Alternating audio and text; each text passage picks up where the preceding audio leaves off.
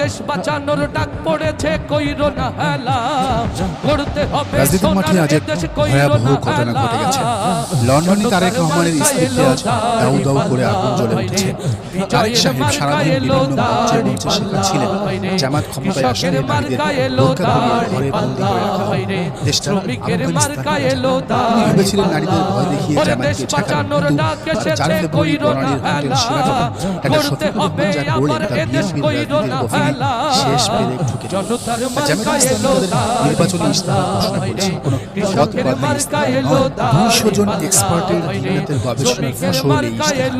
আর এই ইশতেহারের মাত্র একটা পয়েন্ট, জাস্ট একটা পয়েন্ট তারেক রহমানের নারী বিদ্বেষী প্রপাগান্ডাকে ধুয়ে মুছে সাফ করে দিয়েছে। সেই পয়েন্ট মেয়েরা এনসিসি বিনা পয়সায় পড়াশোনা করতে পারবে যদি জামাত ক্ষমতায় আসে।